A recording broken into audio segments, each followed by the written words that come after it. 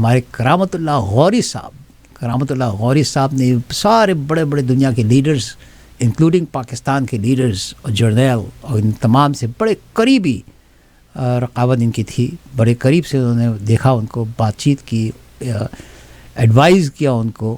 And کرامت اللہ غوری صاحب میرے ساتھ اسٹوڈیو میں موجود ہیں. السلام علیکم ورحمۃ اللہ وبرکاتہ. سر کیسے ہیں ماجد صاحب؟ میں سوچ رہا تھا آتے ہوئے کہ آج گفتگو کس موضوع پر ہوگی. آپ نے میری مشکل آسان کر دی. آپ ذکر کر رہے تھے ابھی اپنے ترکاریوں کا اور پھولوں کا, تو اس پہ مجھے یاد آیا کہ مجھے یہ نہیں, آج سے پہلے یہ نہیں معلوم تھا کہ میرا آپ سے قارورہ, یہ تو میں جانتا ہوں کہ ملتا ہے, لیکن آپ سے میرے شوق بھی ملتے ہیں, یہ مجھے ابھی پتہ چلا. مجھے بھی بہت شوق ہے. میں بھی اپنے گھر کے بیک یارڈ میں ترکاریاں اگاتا ہوں, سبزیاں اگاتا ہوں, اور پھولوں سے تو ظاہر ہے کہ رغبت ہونی ہی چاہیے. جی, وہ مجھے اپنا ایک شعر یاد آ رہا ہے کہ وہ اچھے لوگ ہوتے ہیں جنہیں پھولوں سے رغبت ہو. وہ اچھے لوگ ہوتے ہیں جنہیں پھولوں سے رغبت ہو, جنہیں خوشبو لبھاتی ہو, جنہیں خوشبو لبھاتی ہو, جنہیں رنگوں سے رغبت ہو. کیا بات ہے جی. تو پھولوں سے جن لوگوں کو الفت نہیں ہوتی وہ تو بہت کھردرے لوگ ہوتے ہیں. ایگزیکٹلی, بہت کھردرے, بنجر زمین کی طرح سے, ویرانے کی طرح سے. تو آپ ذکر کر رہے تھے اپنی بیلوں کا. جی جی جی جی, کدو کی بیلوں کا. ہاں جی ہاں جی. اس میں مجھے یاد آیا کہ ہمارے یہاں کہا جاتا ہے کہ لڑکیاں بڑھتی ہیں ککڑی کی بیل کی طرح سے. ہاں, ایک دم بڑی ہو جاتی ہے. صحیح. تو ککڑی کی بیل بھی کدو کی بیل کی طرح سے پھیلتی ہے. کیا بات ہے صاحب. اور اچھا, میں آپ کو بتاؤں ایک بات کہ میں نے کبھی کینیڈا میں جو ہمارے پاکستان میں ککڑی ہوتی تھی نا, وہ کبھی یہاں نہیں ملتی یہاں. اچھا, ایک دفعہ میرے جو کیاریاں ہیں اس کے اندر ایک بیل نکل آئی سب. تو میں نے کہا یار اچھا یہ کس چیز کی بیل ہے, تو میں نے اکھاڑ کے پھینکی نہیں. وہ تو نارملی تو میرے جو پودے ہوتے ہیں نا, میں انہیں کو رکھتا ہوں, ان کے قریب میں جو جتنے بھی چھوٹے موٹے پودے نکل رہے ہوتے ہیں تو ان کو نکال کے پھینک دیا کرتے ہیں ہم, کہ کوئی ویڈز وغیرہ نہ ہو, کچھ نہ ہو. تو اس والی چیز کو, اس کے اتنے اچھے پتے نکلے تھے, تو میں نے کہا نہیں یار اس کو رکھیں, دیکھیں کیا ہے, کیا چیز کیا ہے یہ. تو اس کو بھی میں نے رسی باندھ دی, اور وہ جو ہے وہ میری دیوار کے باہر کی جو دیوار ہے اس کے قریب لگی ہوئی تھی وہ. تو وہ جو ہے دیوار پہ پھیل گئی. دیوار کو اس نے پکڑ لیا اور دیوار پہ چڑھنے لگی.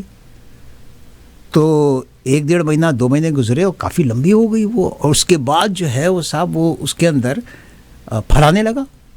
تو میں نے کہا آپ دیکھیں گے کہ کیا پھل ہے اس کے اندر. میں سمجھ رہا تھا کدو ہی کوئی چیز ہے یہ. اس کے پھل, اس کے پودے, اس کے جو پتے تھے وہ بھی کچھ ویسے ہی تھے, کدو کی بیل کی طرح سے.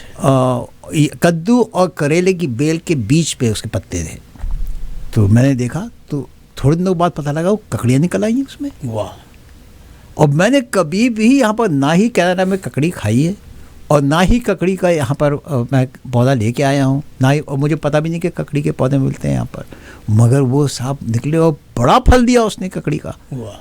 لمبی ککڑیاں نکلی اس کو. کیا مزے کی تازی ککڑیاں. نعمت غیر مترقبہ جس آپ ذکر کر رہے تھے پھولوں کا, تو مجھے اس پہ یاد آیا کہ ناظرین شاید یہ جانتے ہوں ہمارے سامعین کہ پھول 2 طرح کے ہوتے ہیں. ایک تو وہ جو 12 ماسی کہلاتے ہیں جنہیں یہاں پیرینیل کہا جاتا ہے پودے, اور ایک ہوتے ہیں سیزنل, وہ جو موسم کے ہوتے ہیں. لیکن موسم کے پھولوں کے پودے بھی جب وہ ختم ہونے والے ہوتے ہیں, جھڑنے والے ہوتے ہیں, تو ان کے بیج جھڑ جاتے ہیں. صحیح. تو میں اور میری بیوی تو یہ کرتے ہیں کہ ہم ان بیجوں کو جمع کر لیتے ہیں. کیا بات ہے. اور جس طرح سے آپ فرما رہے تھے کہ چھوٹے چھوٹے گملے اندر رکھ لیے جائیں, کیونکہ اندر سردیوں میں ہیٹنگ ہوتی ہے. صحیح. اور ہیٹنگ کی وجہ سے ان کو گرمی ملتی رہتی ہے, حرارت ملتی رہتی ہے. تو آپ اگر ان بیجوں کو اپنے پاس محفوظ رکھ لیں یا کسی گملے میں بو دیں, تو پھر جیسا کہ آپ فرما رہے تھے جیسے ہی بہار کا موسم شروع ہوتا ہے تو اس میں آپ دیکھیں گے کہ ان میں وہ کونپلے پھوٹنی شروع ہو جاتے ہیں. خاص طور پہ یہ جو بیج ہے جو سورج مکھی جس کو سن فلاور کہتے ہیں اس کے تو بے تحاشا بیج ہوتے ہیں. ان پھول بھی بڑا ہوتا ہے نا اس کا. ہاں پھول بھی بہت بڑا ہوتا ہے. ان بیجوں کو اگر آپ محفوظ کر کے رکھ لیں تو اس کے بعد آپ ان کو اگلی بہار میں بھی استعمال کر سکتے ہیں. کیا بات ہے. اور کچھ پودے تو جیسے گلاب کے ہیں, میں نے گلاب بہت لگایا ہوا, تو گلاب کے پودے تو خود بخود نکل آتے ہیں. تو یہ بہت ہی صحت مند مشغلہ ہے. اور ایک بیل, بڑی خوشی کی بات, آپ کہہ رہے تھے کہ وہ پودوں کو پالے سے بچانا چاہیے, یہ جو فراسٹ ہوتی ہے. جی جی جی جی. مجھے بہت شوق ہے, میری بیوی کو بہت شوق ہے موتیا کے پھولوں کا. تو ہم نے بڑے بڑے گملوں میں موتیا کے پودے لگائے ہوئے ہیں. ان کو میں آج ہی صبح کو میں کہہ رہا تھا کہ اب ان کو اندر رکھنے کا موسم آ گیا. ہم ان کو پالا پڑنے سے پہلے اندر رکھ لیتے ہیں, اور جیسے ہی باہر کا موسم شروع ہوتا ہے ان کو پھر لے جا کے باہر رکھ دیتے ہیں. جیسے رات کی رانی ہے, جیسے چنبیلی کا ہے, اور جیسے یہ آپ کے موگرے آپ نے کہا, تو یہ وہ ہیں کہ باہر رکھیں آپ اس کو, اور مگر وقت سے پہلے اس کو اندر لے جائیں, ان کو لے جائیں, اس سے پہلے کہ ان کو تھوڑی سی سردی لگ جائے, فراسٹ سے پہلے. ہاں آپ اندر لے جائیں, پھر آپ کو پورے سال وہ آپ کو پھول دیتے رہیں گے, اور بڑی خوشبو رہے گی, آپ کو ایئر فریشنر ڈالنے کی ضرورت نہیں. ایک بیل ہوتی ہے ماجد صاحب جس کو منی پلانٹ کہا جاتا ہے. یس یس یس. وہ آپ گھر کے اندر لگائیں, وہ تو خوب پھیلتی رہتی ہے وہ. اور اس کے متعلق روایت یہ ہے کہ جس گھر میں منی پلانٹ ہوتا ہے اس گھر میں رزق کی برکت ہوتی ہے. جی جی. اور میرا آزمایا ہوا ہے یہ. صحیح بات ہے. منی پلانٹ میں نے ہمیشہ, اور اس کے لیے ایک اور بھی بات کہی جاتی ہے کہ منی پلانٹ کو آپ خریدیں نا, منی پلانٹ کیسے چوری کر کے لگائیں. بالکل. جیسے لوگ کہتے ہیں کہ کتاب کو خرید کے پڑھنا تو اچھی عادت ہے, لیکن اس سے اچھی عادت کتاب کو چرا کے پڑھنا. آپ کسی طرح پڑھ لیں. پڑھنا ضروری ہے. اور آپ نے یادوں کا ایک پٹارا کھول دیا. ابھی آپ کے پروگرام کے آخر میں مسعود رانا کا وہ گیت آپ سنوا رہے تھے جو فلم سٹار ندیم پر فلمایا گیا تھا. اس میں مجھے یاد آیا کہ جب ندیم نہیں ہوئے تھے, ان کا نام میں بھول رہا ہوں, کچھ بیگ پر نام ہے, مرزا, ہاں کچھ عادل بیگ, کچھ اس طرح کا بیگ نام ہے. تو یہ تو ہمارے ساتھ ناظم آباد 4 نمبر میں کرکٹ کھیلا کرتا تھا. واو. اس کے بعد ہم نے کچھ دن کے بعد دیکھا کہ وہ تو فلم سٹار ہو گیا. ندیم نام کا فلم سٹار ہو گیا. تو یہ وہ یادیں ہیں جنہیں آپ کو قریدنا چاہیے. دیکھیے صحیح, میں خاص طور پہ سامعین اور ناظرین کے لیے کہتا ہوں کہ اپنے آپ کو ذہنی طور پر صحت مند رکھنے کا ایک بڑا مجرب نسخہ یہ ہے کہ آپ اپنے ماضی کی یادوں کو کھنگالتے رہیں. صحیح. یہ وہ خزانہ ہے جو آپ کو ذہنی طور پر تر و تازہ رکھتا ہے, ایک طرح آپ کو زندہ رکھتا ہے. تو آپ ابھی بات کر رہے تھے میری یادوں کی, تو مجھے یاد آیا کہ یہ جو آپ بیلوں کا ذکر کر رہے تھے, تو ہمارے ملک کی سیاست میں ایک بیل ہے جو بہت پھلی ہے, جو بہت پھولی ہے, اور وہ ہے جرنیلوں کی بیل. انہوں نے پچھلے 60-70 برس سے پاکستانی سیاست کو یرغمال بنایا ہوا ہے, اور اپنے مفادات کے لیے سیاستدانوں کو, سویلین حکومتوں کو کٹ پتلیوں کی طرح سے استعمال کرتے ہیں.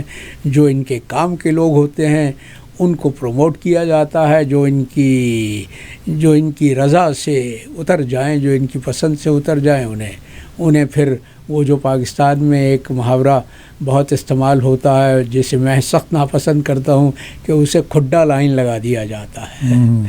تو آج کل چرچا بہت ہو رہا ہے کہ قمر باجوہ صاحب واشنگٹن یاترا پر پہنچے ہوئے ہیں, اور اب لوگ سوال یہ کر رہے ہیں کہ بھائی وہ تو اب اگلے 7 ہفتے کے بعد تو ریٹائر ہو جائیں گے, تو پھر اس وقت کیا ضرورت تھی واشنگٹن یاترا کی, کس لیے گئے ہیں؟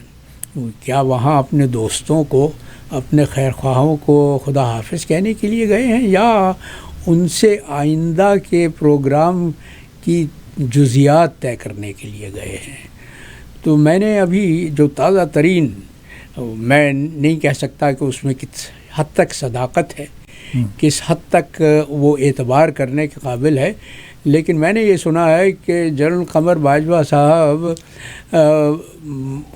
نومبر کے آخر میں 29 نومبر ہے شاید ان کی ریٹائرمنٹ کی تاریخ، اس کو ریٹائر نہیں ہو رہا ہے کیونکہ کسی نے بڑا دماغ لڑایا ہے اور ان کے لیے 6 مہینے کی مزید سہولت تلاش کر لی ہے، پیدا کر لی ہے کہ شاید ان کا وہ کچھ چھٹیاں وغیرہ ہوتی ہیں جو انہوں نے استعمال نہیں کی، اویل نہیں کی، تو اس طرح سے کھینچ تان کے 6 مہینے اور ان کو دیے جانے کا امکان ہے، جس کی وجہ سے ان کی مدت ملازمت 29 نومبر کے بجائے 30 مئی کو ختم ہوگی. اب آپ مجھ سے یہ پوچھیے کہ 30 مئی کو ختم ہونے کی مصلحت کیا ہے؟ کیوں؟ مصلحت یہ ہے کہ اس وقت ان کی جانشینی کے جو امیدوار ہیں وہ 5 لیفٹیننٹ جنرل ہیں، وہ 5 30 مئی سے پہلے ریٹائر ہو جائیں گے، ان کی مدت ملازمت پوری ہو جائے گی، اور اس کے بعد جو امیدوار بچیں گے وہ اتفاق سے وہ لوگ ہیں جو جنرل قمر باجوہ کے بہت چہیتے ہیں، ان کے دل کے بہت قریب ہیں، اور ان سے اگر سوال پوچھا جائے تو وہ یہی کہیں گے کہ ان 2 میں سے کوئی ایک ان کا جانشین مقرر ہو جائے. دیکھیے یہ ہم یہ سمجھتے ہیں کہ فوجی تو صرف سرحدوں کی فکر کرتے نہیں، سرحدوں سے زیادہ ان کو اپنے مستقبل کی فکر ہوتی ہے. اب آپ پوچھئے کہ مستقبل کی فکر کرنے کے فوائد کیا ہوتے ہیں؟ فوائد یہ ہوتے ہیں کہ جنرل مشرف بیماری کا بہانہ کر کے سالوں سے دبئی میں بیٹھے ہوئے ہیں.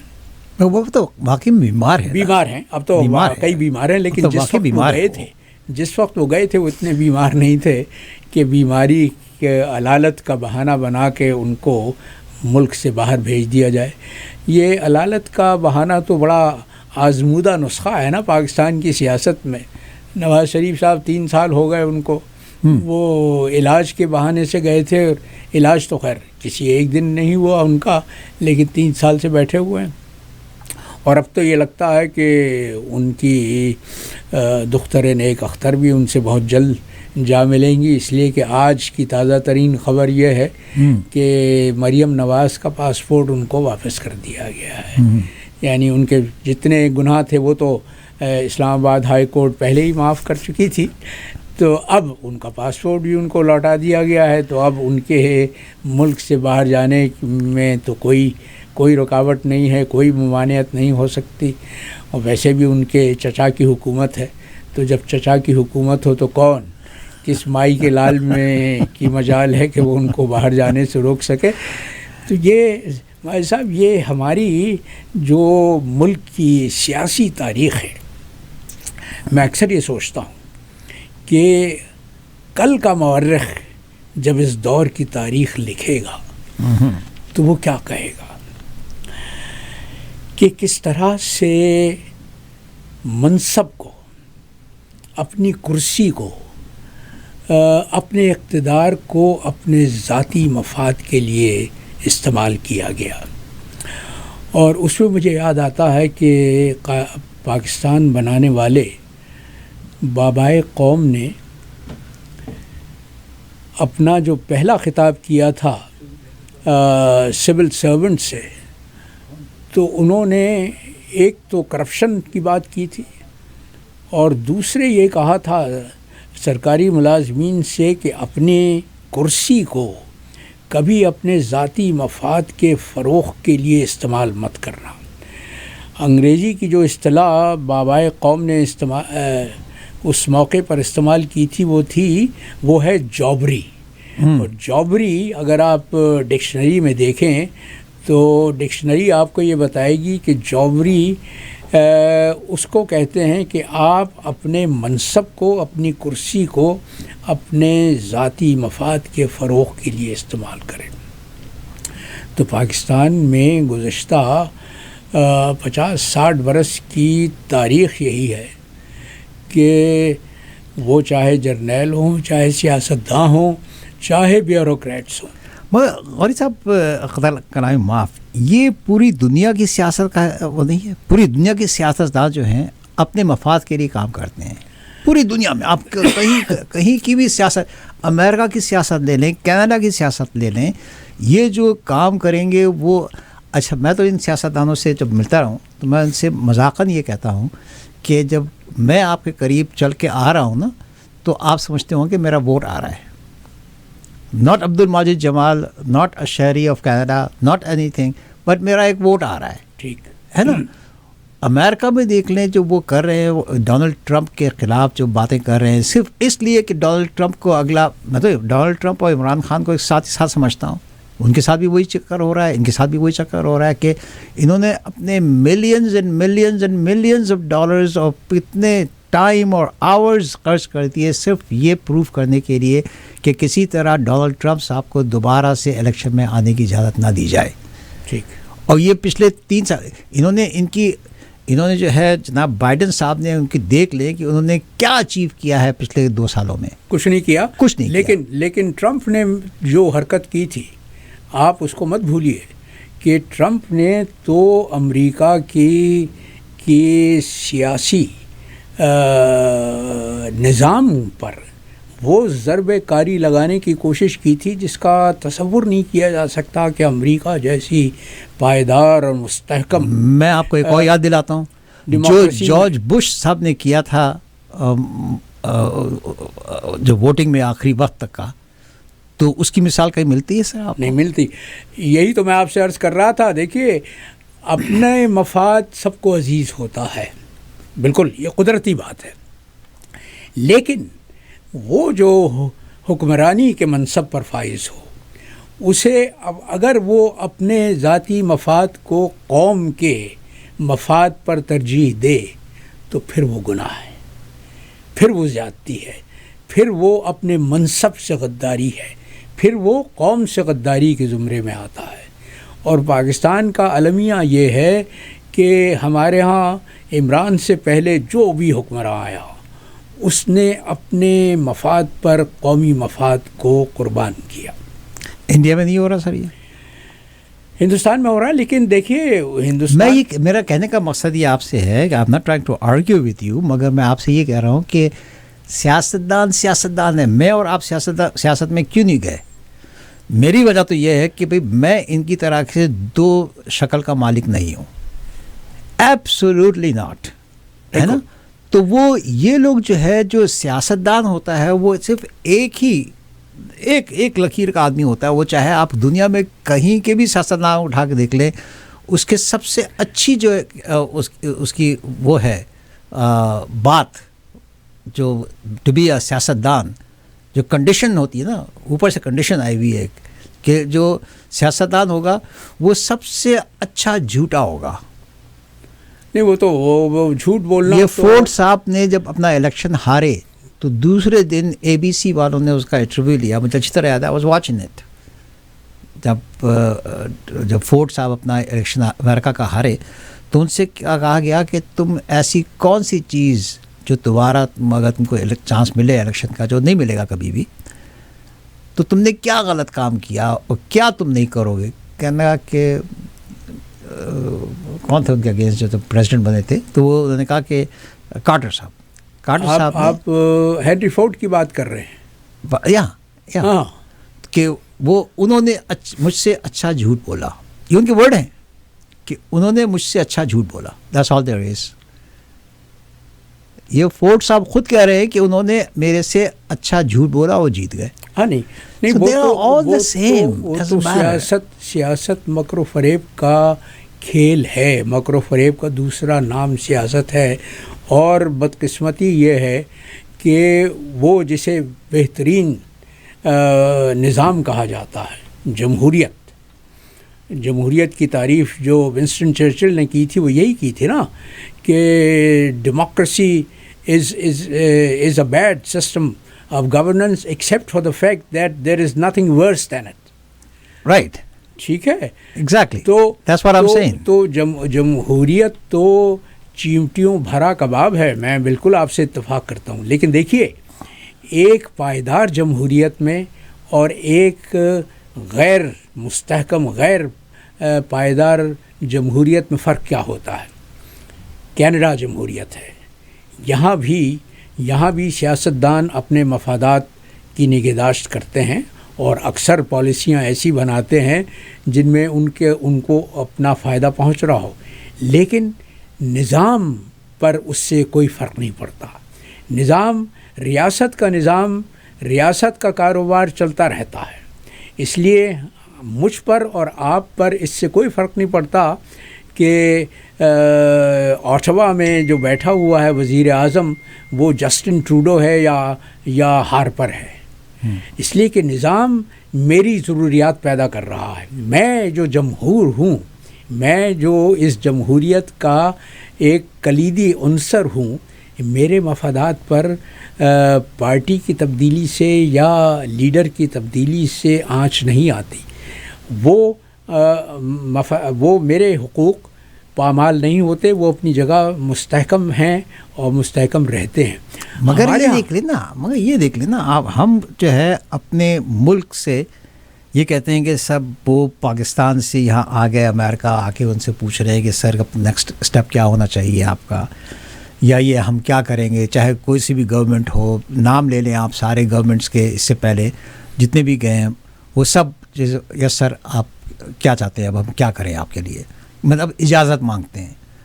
آپ کو پتہ ہے کہ جب کنزرویٹو پارٹی کے لیڈرز یہاں پر, چاہے وہ ملرونی صاحب ہوں, چاہے ہارپر صاحب ہوں, جب اور یا اینڈریو صاحب تھے, وہ بھی جب یہ لوگ یہاں پر جب پریزیڈنٹ یہ پرائم منسٹر بنتے تھے تو ان کے لیے کہا جاتا تھا کہ صبح سب سے پہلے یہ فون کرتے ہیں اپنے امریکہ کو کہ سر کیا ہوگا نیکسٹ اسٹیپ. مینس کہ وہ جو کہہ دیں سو ہم کریں گے, ناٹ لبرلس.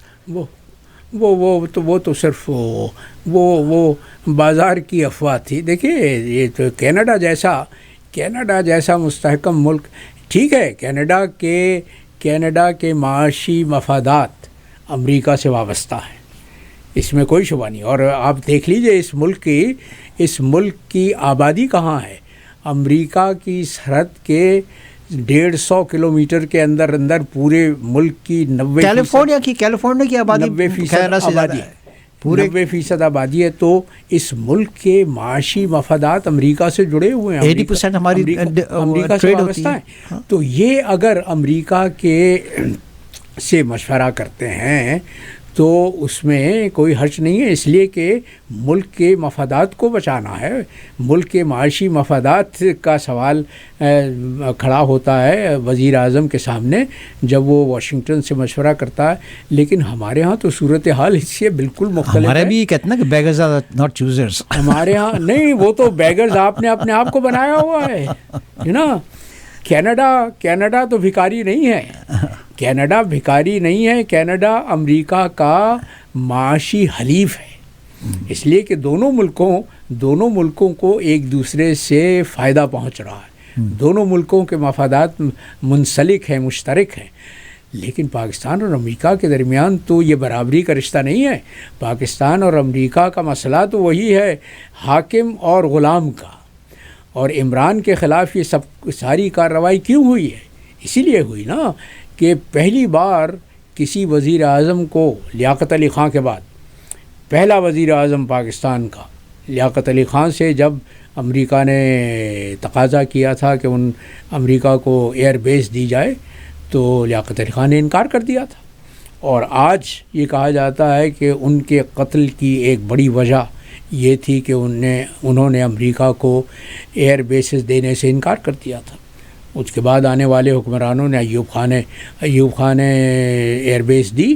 اور میں نے شاید پچھلے پروگرام میں آپ کے بتایا تھا عارفہ مظفر کے ساتھ پروگرام میں کہ کس طرح سے جب مئی 1960 میں U2 اسپائی پلین گرایا گیا ہے روس میں, تو اس وقت کے روس کے رہنما نکیتا خروشچوف نے بھرے مجمع میں ایک استقبالیہ میں جو کریملن میں اسی شام کو ہو رہا تھا ہمارے سفیر سے کہا تھا کہ ہم نے دنیا کے نقشے پر تمہارے شہر پشاور کے گرد ایک سرخ دائرہ کھینچ دیا ہے، اگر آئندہ امریکہ کا کوئی جاسوسی طیارہ تمہاری سرزمین سے اڑا اور ہم نے اس کو مار گرایا تو پھر پشاور دنیا کے نقشے سے مٹا دیا جائے گا. ہے نا.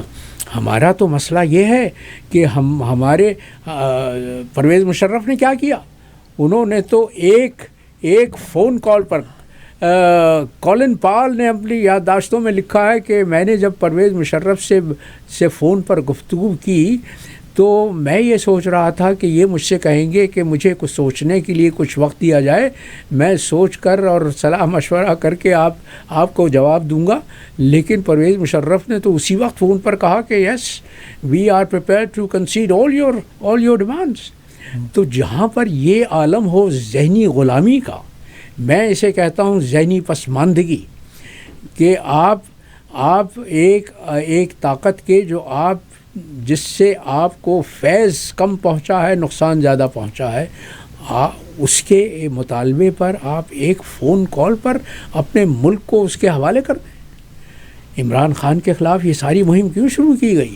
اس لیے کہ عمران وہ دوسرا وزیر اعظم تھا پاکستان کی تاریخ میں جس نے امریکہ کے بیسس کے مطالبے پر کہا ایبسولوٹلی ناٹ، اور اس کی پاداشت میں اس کے خلاف وہ ساری سازش رچائی گئی جس کا خمیازہ قوم آج بھگت رہی ہے.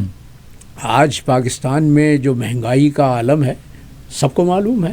آج پاکستان کے عوام جن مسائل سے دوچار ہیں، جن مسائل کے بارے گراں سے وہ کچلے ہوئے ہیں، وہ سب اسی سازش کا خمیازہ ہے، اسی کا نتیجہ ہے.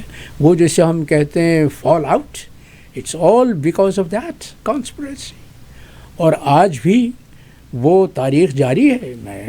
آپ سوچئے کہ ایک سپہ سالار جو 6-7 ہفتے کے بعد ریٹائر ہونے والا، وہ کیوں واشنگٹن یاترا پر آیا ہوا ہے؟ کیا مجبوری تھی؟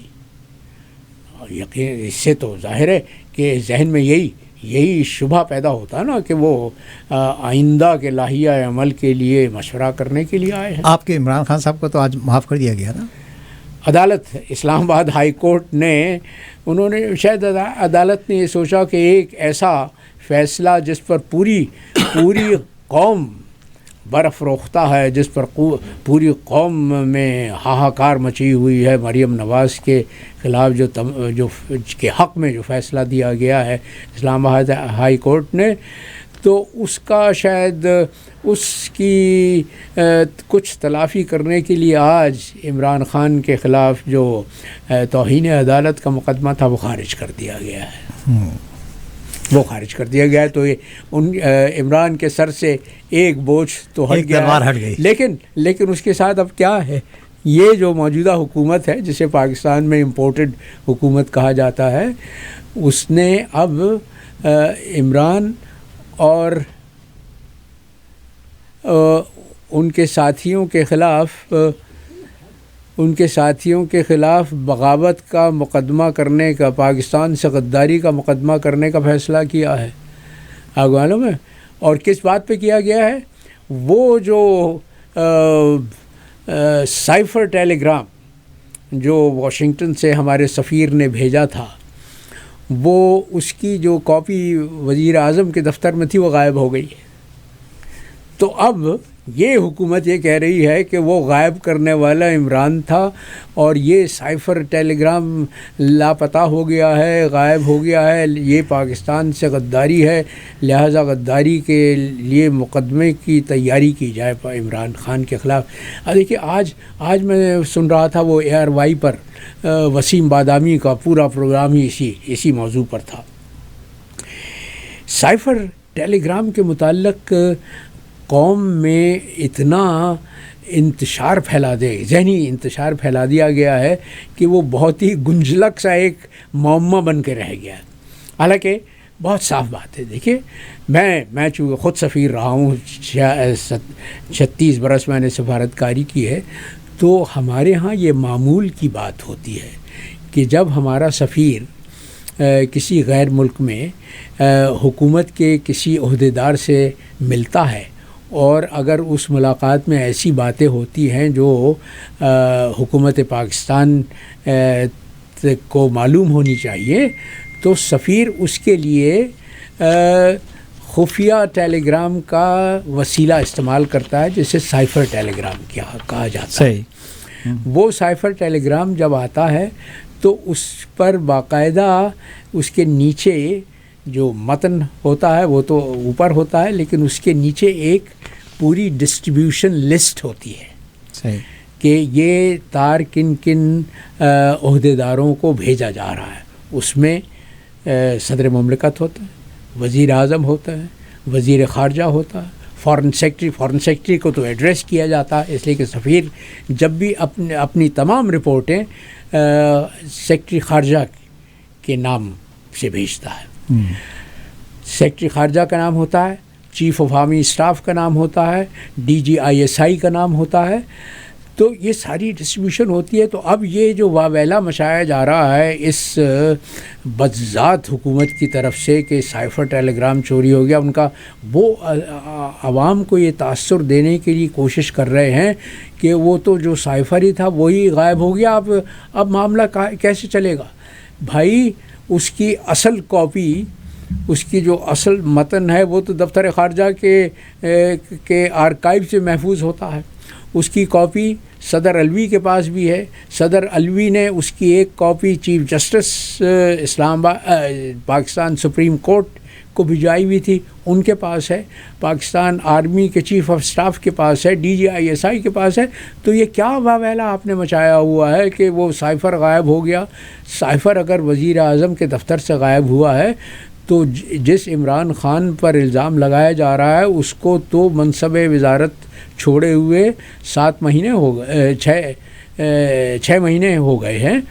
تو اب جو موجودہ وزیر اعظم ہے اس سے سوال کرنا چاہیے۔ وہی وزیر اعظم بجائے اس کے کہ وہ جواب دے، وہ اپنے پیش رو سے جواب طلب کر رہا ہے کہ وہ سائفر کی جو کاپی تھی وہ کیسے غائب ہوئی ہے۔ 6 مہینے سے آپ جھک مار رہے ہیں، آپ کیا کر رہے ہیں اس دفتر میں بیٹھے ہوئے؟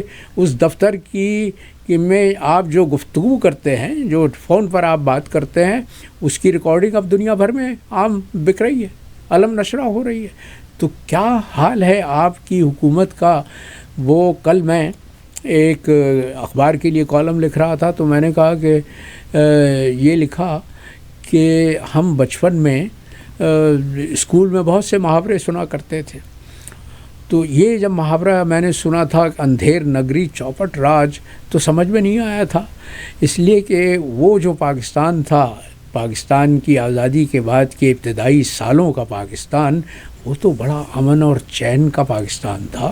وہاں تو اس طرح کی کوئی حرکتیں نہیں ہوتی تھیں، ہمیں اپنے ارد گرد صرف روشنی نظر آتی تھی، سویرا ہی سویرا دکھائی دیتا تھا، اندھیر نگری تو کہیں نہیں تھی۔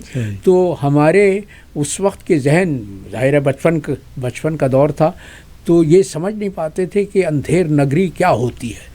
لیکن آج پاکستان کا ایک بچہ جو اسکول میں جب یہ پڑھتا ہے یا سنتا ہے کہ اندھیر نگری چوپٹ راج، تو اس کا مفہوم سمجھ میں کوئی دشواری نہیں ہوتی، اس لیے کہ اپنے گرد و پیش وہ جو ماحول دیکھ رہا ہے، جو منظرنامہ اس کی آنکھوں کے سامنے ترتیب دیا جا رہا ہے، اس منظرنامے کو دیکھ کے تو اس کو پوری طرح سے سمجھ میں آ جاتا ہے کہ اندھیر نگری کیا ہے اور چوپٹ راج کیا ہوتا ہے۔ کرامت اللہ غوری صاحب، I wish I had more time to talk to you and اسی طرح ہم گفتگو کرتے رہتے ہیں، مگر کیونکہ ٹائم آج سے ہمارا 1 گھنٹہ اور کم ہو گیا نا، 6:30 بجے ہم اچھا جی 6:30 بجے وہ میری یادداشتوں کی بات کر رہے تھے تو میں ایک آپ کو واقعہ سناتا ہوں۔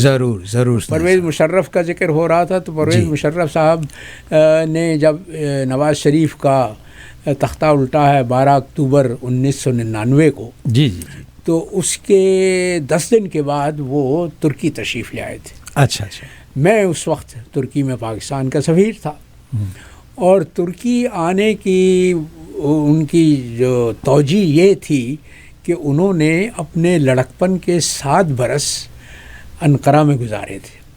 اچھا. ان کے والد بزرگوار مشرف حسین صاحب ہمارے سفارت خانے میں اکاؤنٹنٹ تھے. تو ایک تو میری مشکل یہ ہوئی کہ جب جنرل پرویز مشرف نے اقتدار سنبھالا تو ترکی میں جو صحافی تھے انہوں نے 2+2 کرنے شروع کیے اور سوچا کہ اگر بیٹا پاکستان کا چیف ایگزیکٹو ہو گیا. جو ابتدا میں ان کا مشرف صاحب نے اپنے لیے نام منتخب کیا تھا اپنے عہدے کا، وہ یہ تھا he was a CEO chief executive of Pakistan. تو صحافیوں نے سوچا کہ بیٹا اگر CEO ہو گیا ہے تو باپ، یہ تو ان کو معلوم تھا کہ باپ ان کے انقرہ میں رہے ہیں، تو باپ شاید سفیر رہا ہوگا. تو میرے پاس فون آیا کرتے تھے کہ وین واز جنرل مشرف's father your predecessor. اب میرے لیے بڑی مشکل یہ ہو گئی کہ میں یہ کیا ان کو جواب دوں، اس لیے کہ وہ سفیر ہونا تو کجا، وہ تو ڈپلومیٹک اسٹیٹس بھی نہیں تھا ان کا، وہ ہمارے سپورٹنگ اسٹاف میں تھے، کلیریکل اسٹاف میں.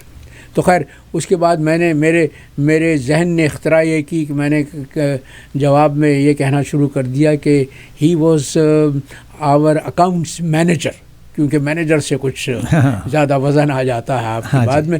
تو خیر مشرف صاحب جب آئے تو وہ یہ سوچ کر آئے تھے کہ چونکہ انہوں نے ترکی میں اتنا وقت گزارا ہے تو ترک ان کو بہت واہ واہ کہیں گے، ان کو شاباش دیں گے کہ انہوں نے بڑا اچھا کام کیا ہے. لیکن ہوا یہ کہ جب وہ سلیمان دیمیرل جو اس زمانے میں ترکی کے صدر تھے ان سے ملاقات کرنے کے لیے گئے، تو اس ملاقات میں وہ تھے، میں تھا بطور سفیر، اور ہمارے دوست شمشاد احمد جو اس وقت خارجہ سیکٹری تھے. ابھی پچھلے دنوں عارفہ مظفر نے شمشاد کا انٹرویو کیا تھا جو آپ کے سامعین اور ناظرین تک پہنچا تھا. تو ہم 3 لوگ تھے، اور سلیمان دیمیرل نے وہاں ملاقات میں جو باتیں جنرل پرویز مشرف سے کی، انہوں نے تو پرویز مشرف صاحب کا دماغ صاف کر دیا. سلیمان دیمیرل نے کہا کہ جنرل تمہارے ذہن میں اگر یہ سوچ ہے کہ تم پاکستان کی تقدیر بدل دو گے تو یہ سوچ اپنے ذہن سے نکال دو. ہمارے جرنیلوں کے ذہن میں بھی یہی خناس تھا، انہوں نے خناس کا لفظ استعمال کیا کہ وہ شاید ترکی کی تقدیر بدل سکتے ہیں. لیکن جب اقتدار سنبھالا تو اقتدار جب چھوڑ کے گئے تو حالات پہلے سے زیادہ بدتر تھے. تو مجھے سیاست میں، دیمیرل نے کہا کہ مجھے سیاست میں 50 برس ہو چکے ہیں، اور میں تمہیں ایک بڑے بھائی کی حیثیت میں یہ مشورہ دے رہا ہوں کہ جتنا جلد ممکن ہو اقتدار سیاستدانوں کے حوالے کرو اور اپنی بیرکوں میں واپس چلے جاؤ، اس لیے کہ جرنیلوں کی اور فوجیوں کی جگہ ان کی بیرکیں ہیں. تو وہاں سے جب اس ملاقات کے بعد نکلے تو پرویز مشرف نے مجھ سے کہا کہ دیمیرل صاحب کچھ زیادہ ہی نہیں کہہ گئے. میں نے کہا جنرل صاحب وہ کشتہ فوج ہیں، وہ ڈسے ہوئے ہیں، اس لیے کہ جرنیلوں نے جب اقتدار سنبھالا تھا تو دیمیرل کو حوالات میں بھیج دیا تھا، جیل میں بھیج دیا تھا. اس کے بعد ملاقات کرنے کے لیے گئے. اس وقت کے جو ترکی کے وزیر اعظم تھے بلند ایجیوت تو کٹر سوشلسٹ تھے. وہ تو ایسا شخص تھا کہ ایک دن وہ وزیر اعظم کی سرکاری رہائش گاہ میں نہیں رہا. وہ اپنے 3 کمروں کے فلیٹ میں رہتا تھا، اور اس کے پاس ایک پرانی فیٹ کار تھی، وہ چلایا کرتا تھا. تو بلند ایجیوت سے جب ملاقات ہوئی تو بلند ایجیوت نے تو اور زیادہ بقول شخص سے کھری سنائی. تو جنرل صاحب نے اس کے بعد ترکی دوبارہ آنے کا فیصلہ نہیں کیا، کیونکہ ان کو معلوم ہو گیا تھا کہ ترکی کی سیاست میں فوج کا جو اثر ہے اس نے کیا اثرات چھوڑے ہیں، اس نے کیا نقوش مرتسم کیے ہیں ترکی کی سیاست پر. تو پاکستان کی بدقسمتی یہ ہے کہ پاکستان کی سیاست پر جرنیلوں کی اجارہ داری اور ان کا تسلط تا حال برقرار ہے، اور بس اللہ ہی جانتا ہے کہ یہ تسلط کب تک رہے گا. پاکستان زندہ باد.